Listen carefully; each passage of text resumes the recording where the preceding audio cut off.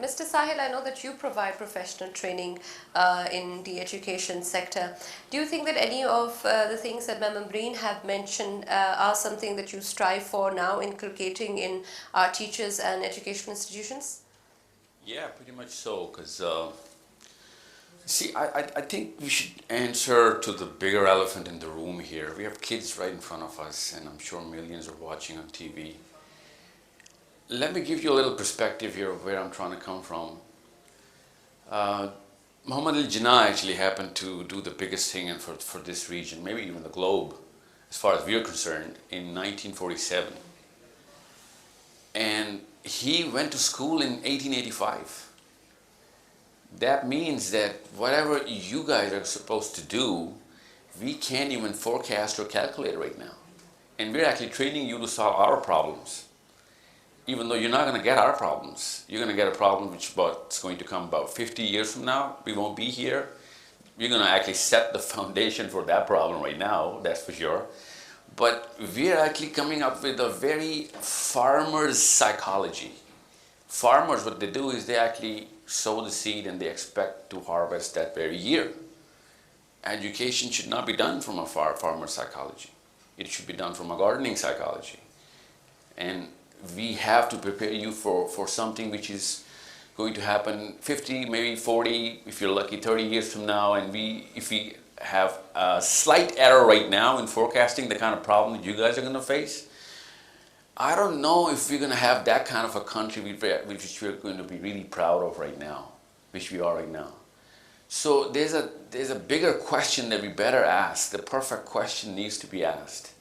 What is the problem we're trying to solve through this education system? And if you can answer that problem, let me actually open up a little bit of a science because I don't have enough time. There are 11 psychological differentiators of different people in the world. I'm not going to go into that, that's too long. There's 7 in sociology, 3 in anthropology. So let me just talk to you about anthropology. The whole planet can be split into 3 different zones, and not geographically, but demographically. There are the cold zones, and then the mild zones, and then there are the hot zones.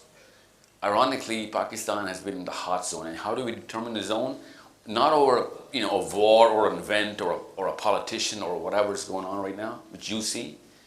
A zone is determined over a 1,000-year span for that region or that people. So for the last 1,000 years, we've been smelling a lot of phosphorus through our west in Afghanistan, which has been at war for the last 500 years. In east, which is India, which has been poking every single day for the last 72 years. And you are supposed to, and actually we're training you and replicating a model which is from Finland or Sweden or Denmark.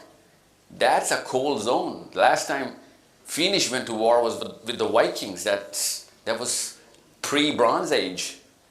They have not even come close to understanding the psychological requirements that you guys have, I have. And we're actually replicating that model. We're trying to be, I love sciences. Don't get me wrong, because what I'm about to say is very, very critical and a little controversial about what the kind of faculties we should be focusing on. But we should not be focused at this point in time. If I'm really sincere with Pakistan in the future, we cannot be focusing on natural sciences. We just don't have the luxury. And we're idolizing Einstein and Isaac Newton's, which is okay. I'm not against physics and chemistry and biology. We should be going towards that. But our major tilt should be towards social sciences. Because that's the kind of problems you guys are going to face in less than 30 years. I went to school exactly 100 years after Jinnah. He went to school in 1885, I went to school in 1985. And my teachers did not know what I'm going to face in 2019. So I had to change faculties over faculties over faculty just to try and be relevant to you guys. And you guys are not going to be relevant if you chase physics or chemistry or biology. I think Pakistan needs a lot more doctorate programs for humanities and social sciences, political sciences. I'm not saying no to science of mathematics or physics. What I'm saying is our bigger brains inside schools should be made to tilt towards sociology and psychology. Because that's the only solution to the problems you guys are going to face. God knows what's going to be happening inside India or Bangladesh, China, or Afghanistan or Iran 50 years from now. I don't know. There is no way to find that out. There is no science, and I know I study that. There is no science to forecast the zone's behavior. We can only prorate it to the patterns of the last 750 years. That's how we run this program. So when you're going to be 50, I don't know what you're going to be dealing with, but at least what I can do, the least I can do for my country is to equip you with the kind of problems you're going to face. And you're not going to face problems which are going to be solved through physics equations. I'm sorry, I love physics too, but you're going to have to face problems which are going to be solved through political science and psychology. Every 10th man in Pakistan is a bipolar patient. Every third woman has BPD. You know why? Because we're in a hot zone right now. We're born inside a war situation, if not externally, then internally. We have the most polarized left and right thinking philosophy. We have the most confused left and the most scattered right. Nowhere in the planet there is such a disparity between the left and right philosophies.